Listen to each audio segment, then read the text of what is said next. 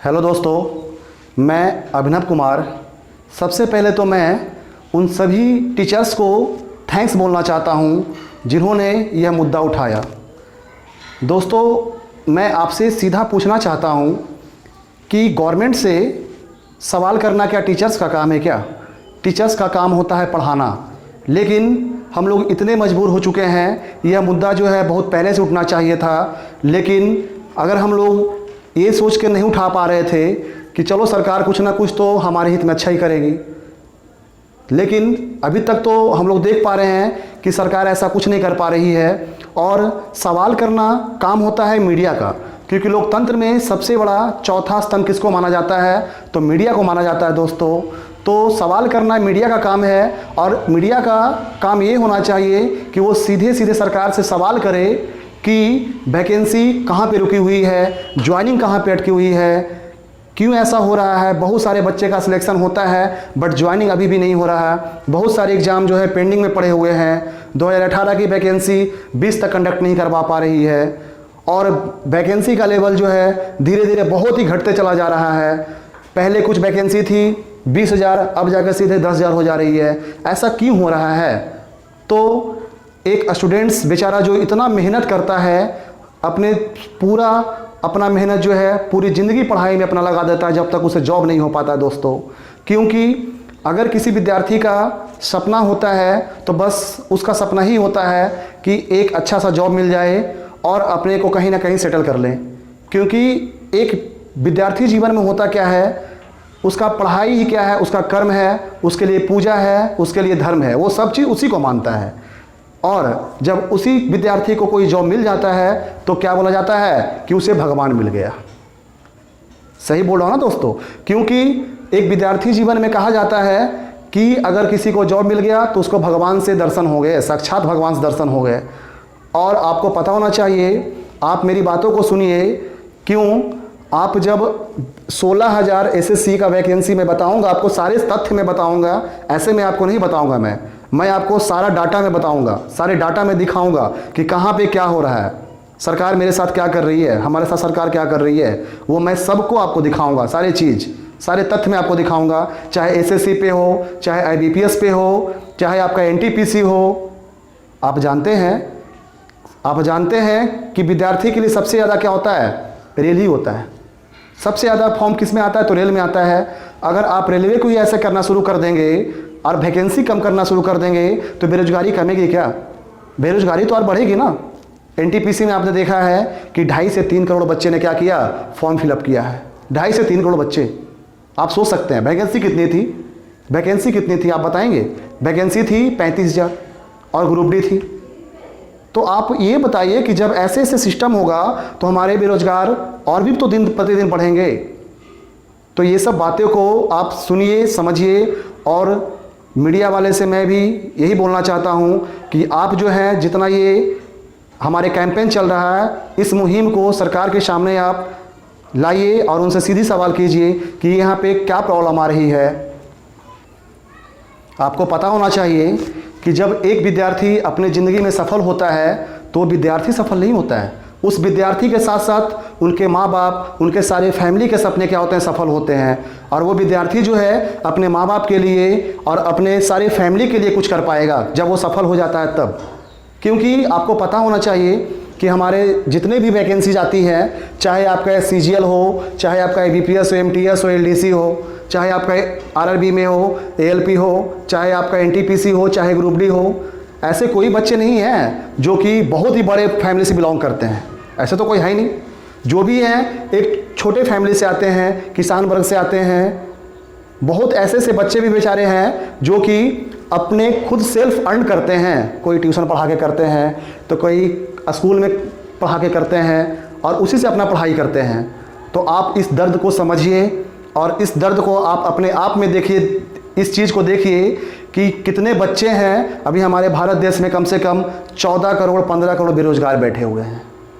पढ़ने वालों की संख्या इतना है। हमारे बेचारे जितने विद्यार्थी हैं वो कितने पीजी हैं, पीएचडी हैं, बीटेक हैं, एमटेक हैं, डिप्लोमा हैं, बहुत सारे ऐसे डिग्री लेके बैठे हुए हैं। और लास्ट में वो क्या करते हैं? इतना बेरोजगारी है कि लास्ट में वो ग्रुप डी अप्लाई करते हैं। सोच सकते हैं आप किस कदर से बेरोजगारी है। उसके बाद आप ग्रुप डी भी क्या करते हैं आप कि 2018 में लाएंगे और 20 में एग्ज़ाम कंडक्ट नहीं करवाएंगे। एनटीपीसी है तो ठीक है, एनटीपीसी में आपने बोला 2 एग्ज़ाम, तो अभी तक आपका प्रीलिम्स का पता नहीं है, आप कब पीटी करवाओगे, कब मेंस करवाओगे, कुछ तो आपको ये बताना चाहिए ना। आप तो कुछ बताओगे तभी तो पता चलेगा। तो एक कोविड का बस बहाना है और क्या है।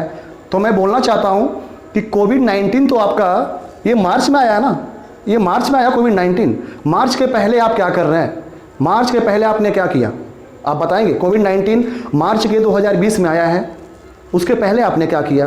तो ऐसे सी बहुत सारी बातें हैं जो हमारे विद्यार्थी किसी से शेयर नहीं कर सकते हैं। बस वो विद्यार्थी एक टीचर से अपना दुख, अपना दर्द, सफलता असफलता अपने एक टीचर से व्यक्त कर सकते हैं। इतना तक कि अपने माँ बाप से उस बात को शेयर नहीं कर सकते हैं जितना कि एक विद्यार्थी अपने टीचर से शेयर कर सकते हैं। इसीलिए इस मुहिम को, इस दर्द को समझते हुए, सारे विद्यार्थियों को समझते हुए जितने भी टीचर लोग हैं, इस मुहिम को एक कैंपेन चलाना शुरू कर दिया है। और ये कैंपेन जब तक चलेगा, जब तक हमारी बातें सीधे सरकार तक नहीं पहुंच सकती है। तो मैं आपको देखिए दिखाता हूं कि क्या क्या हो रहा है, कितनी वैकेंसीज गिरी है और कितना कट ऑफ देखिए कितना से कितना हो गया है। आप देखो, देखिए मैं तथ्य के साथ मैं आपको दिखाता हूँ। देखिएगा दोस्तों, मैं आपके सामने कुछ तथ्य लाया हूँ कि देखिए कैसे कैसे सीट आपका कितना कमते जा रहा है। तो आपका जब सीट कमेगा तो ऑब्वियसली है कि आपका कट ऑफ तो भागेगा ही भागेगा, कन्फर्म है। जहाँ पे 16,000 सीट के लिए फाइट करते थे और वहाँ पे जब 16,000 सीट के लिए फाइट करते थे तो वहाँ पे नंबर ऑफ स्टूडेंट्स भी क्या होते थे, थोड़ा सा कम होते थे। और आज जब वो सीट 50% है, मतलब क्या वो सीट 8,000 है दोस्तों, तो उस 8,000 के लिए हम लोग क्या कर रहे हैं कि उससे दुगना अप्लाई कर रहे हैं। नहीं हो रहा क्या, दुगना अप्लाई कर रहे हैं। तो आप जान लीजिए इस चीज़ को कि दुगना जब अप्लाई करेंगे तो जो काफ़ी भी टैलेंटेड विद्यार्थी हैं उनका भी रिजल्ट कहीं ना कहीं क्या होगा, रिजल्ट तो ख़राब होगा ही। और उसमें दूसरी बात क्या है, दूसरी बात ये भी है कि आपका एग्ज़ाम का जो डेट होता है, सही टाइम पे ना एग्ज़ाम हो रहा, ना सही टाइम पे आपका रिजल्ट आ रहा, ना सही टाइम पे आपके ज्वाइनिंग हो रहे हैं। तो बहुत सारी ऐसी बातें हैं जो हमको सरकार तक पहुंचानी है, जिसको वो सुन के इस बात पे बहुत ही अमल करें और मीडिया तक भी पहुंचानी है, ताकि वो मीडिया वाले जो भी हैं हमारी बातों को सरकार के सामने रख सके दोस्तों। तो चलिए आपको मैं कुछ तथ्य दिखाता हूं जो सच्चाई है। आप भी इसको चेक कर सकते हैं कि क्या ये सही है कि नहीं। जिसे आप देखिएगा कि 2012 के बाद क्या क्या चेंज हुआ है, आप खुद सामने देख लीजिए। आप डाटा मेरे पास है, आप डाटा को देखिए। 2012 में देखेंगे आप कि जनरल का कट ऑफ कितना आता था, तो 82 और ओबीसी का कितना आता था, तो देखिए 70 और यहाँ एससी का कितना 64। आप डाटा आराम से देख लेंगे। और यही 13 में आपका देखिए डायरेक्ट कितना हो जाता है 102 और फिर जाकर 96 और इसके बाद देखेंगे आप 2015 के बाद जो बढ़ते गया दोस्तों, आप देख रहे हैं 102 137 डायरेक्ट। बताइए 137 तो क्यों जा रहा, तो आप देखेंगे ना सीट कितना आपका है। 17 में देखिए कितना सीट हो जा रहा, 8134। 17 में कितना सीट हो जा रहा था, 81। तो सीट बिल्कुल आधा हो जा रहा है, आप देख रहे हैं। और 20 में तो और ही गजब हो गया। 20 में सीधा क्या हो गया, 20 में तो सीधा आपका जनरल का 147 हो जाता है और ओबीसी का कितना होता है 135 हो जाता है और आपका एससी का कितना होता है 115। तो आप समझ रहे हैं 147। और नंबर ऑफ सीट कितना आपके पास है, तो नंबर ऑफ सीट आपका देखिए ना 2019 में कितना है 8582। आप देख रहे हैं ना, सीधा हाफ हो जा रहा, सीधा 8,000 हो जा रहा दोस्तों। तो यही चीज़ दोस्तों देखिए आपके सामने सारा तथ्य मैंने रख दिया है, सारा आपके पास डाटा मैंने रख दिया है। तो आप इसको आराम से चेक करेंगे और देखिए इस चीज़ को कि नंबर ऑफ सीट्स कितना है और नंबर ऑफ आपका वैकेंसीज कितना है, ये भी देखिए आप। और कट ऑफ देखिए सीधा कितना 147 दोस्तों। इस चीज़ को देखिए कितना कट ऑफ हाई है, इस चीज़ को समझना होगा। और यही काम हमारे बैंक सेक्टर में हुआ है। IBPS भी देखिए कितना सीट आपका कम गया है IBPS में। जो लोग नहीं जानते उनको ये पता नहीं है, बस यही जानते हैं कि कितना बेरोजगारी है। लेकिन आप इस चीज़ को भी देखिए कि कितना नंबर सीट घटा दे रहा है सरकार। तो इस चीज़ को हमको क्या करना है, बिल्कुल पहुंचाना इस चीज़ को। ये चीज़ जब तक हम करते रहेंगे, जब तक कि ये मेरा सरकार के पास, मेरा ये जब तक उनके पास बात पहुंच नहीं जाती है, हम इसके लिए बिल्कुल लड़ते रहेंगे दोस्तों और कैंपेन करते रहेंगे। देखिए दोस्तों, जिस तरह से SSC UDC का हालत है, उससे बदतर कई हालत आप देख रहे हैं बैंक का है, IBPS। आप देखिए सामने रिजल्ट आपका है कि नंबर ऑफ सीट्स कितना कम गया। आप देखिए कि 2013 में 21,678 है, देख रहे हैं आप 21,678 और 2020 में कितना हो जा रहा 1165। सोचिए कितना सीट का आपका डिफरेंट है। आप इस चीज़ को देखिए, इस चीज़ को आप कि 21,678 से सीधा कितना हो जा रहा है 1165। ये क्या है? इस चीज़ में आप सोचिए कि क्या बेरोजगारी नहीं आएगी? क्या बिल्कुल बेरोजगारी आएगी। आप यहाँ से डाटा देख सकते हैं, आप बिल्कुल एकदम करेक्ट डाटा मैं बता रहा हूँ आपको। आप डाटा देखेंगे तो आपको पता चलेगा कि क्या हो रहा है मेरे साथ। देखिए 13 में 21,000, 2014 में 16,000 समथिंग, सीधे 5,000 का यहाँ पे घटते चला गया। IBPS तो पूरे घटाते चला गया दोस्तों, देख रहे हैं आप। यहाँ पे 12,500, 15 में, 16 में हो जाता है 9500, 17 में हो जाता है 3500, 18 में हो जाता है 4200, 19 में हो जाता है आपका 4300 और 20 में सीधा हो जाता है 1165। मतलब बेड़ा गर्क हो गया दोस्तों। ठीक है दोस्तों, देख रहे हैं आप। अब ये चीज़ देखिए, आप NTPC में देखिए दोस्तों, NTPC का अप्लाई कब था? अप्लाई डेट था आपका 1/3/2019, 1 मार्च को आपका ये अप्लाई था और लास्ट डेट कितना था? 31 मार्च।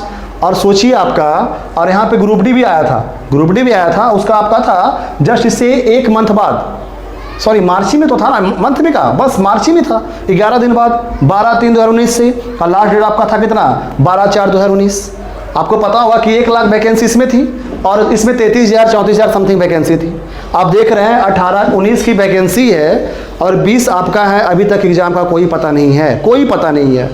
तो सर आपको जब ये मालूम नहीं है कि हम किस कंपनी को दें, किससे हम अपना एग्ज़ाम कंडक्ट करवाएं, जब आप ये डिसाइड नहीं कर पा रहे हैं तो आप क्या करेंगे? हमारे विद्यार्थियों के साथ आप खिलवाड़ कर रहे हैं। आपको पता नहीं है कि एक विद्यार्थी का अपने जीवन में क्या इंपॉर्टेंस होता है, पढ़ाई, और उनके लिए जॉब कितना इंपॉर्टेंस होता है। तो मैं आपसे बस यही एक विनती करना चाहता हूँ आपसे कि आप जो मन की बात करते हैं, तो सर आपसे मैं एक विनती करना चाहता हूँ स्पेशली आपसे कि बस आप एक मन की बात ऐसा कीजिए कि जिसमें हमारे सभी विद्यार्थियों के लिए कुछ उचित कदम उठाया जाए कि जिससे इनको निराश ना होना पड़े और अपना कैरियर, उनको आगे उनका फ्यूचर दिखे और अपने कैरियर में सफल हो जाएं। और उनका कैरियर की बात नहीं है, उनके कैरियर में सफल होने से, उनको जॉब होने से उनके सारे परिवार की क्या होती है कि सफलता मिलती है। उन सभी परिवार जो उनके साथ साथ खड़े होते हैं, उन पे उनकी आस टिकी हुई होती है कि मेरा बेटा, मेरा भाई अगर जॉब करेगा तो मेरा परिवार अच्छे से क्या होगा, खुशी खुशी रहेगा, अच्छे से अपना खाना पीना चलेगा। तो ये सब बात प्लीज़ आपसे मैं ये कहना चाहता हूँ फिर से कि आप एक बार कहीं ना कहीं आप सीधे बात सारे विद्यार्थियों तक पहुँचाइए, क्योंकि हमारे विद्यार्थी जितने बड़े संख्या में हैं वो कुछ भी कर सकते हैं। तो बस आपसे मेरा एक यही रिक्वेस्ट है कि बस ये काम कीजिए आप, क्योंकि आप NTPC में आप देख रहे हैं कि 2.5 करोड़ से ज़्यादा फॉर्म फिलअप हुआ है, 2.5 करोड़ से ज़्यादा। आप सोच सकते हैं 1,30,000 अप्रॉक्स वही है ना, 1,30,35,000 की वैकेंसीज है और उसमें आपका 2.5 करोड़ सीट। सोचिए 2.5 करोड़ अप्लाई करने वाले हैं, सोचिए कितनी बेरोजगारी है, समझ रहे हैं आप। तो बस आज के लिए मैं इतना ही कहना चाहता हूँ कि बस हम लोग जब तक ये लड़ाई लड़ते रहेंगे, जब तक कि सरकार हम लोगों के पक्ष में कुछ बात सामने नहीं लाती है। तो दोस्तों मैं कहता हूँ इस वीडियो को आप जितना हो सके शेयर कीजिए और मैं सभी टीचर से अनुरोध करना चाहता हूँ कि आप लोग भी इस मुहिम से जुड़िए ताकि हमारे विद्यार्थियों का कुछ अच्छा हो दोस्तों। तो ठीक है दोस्तों, जय हिंद दोस्तों, जय भारत।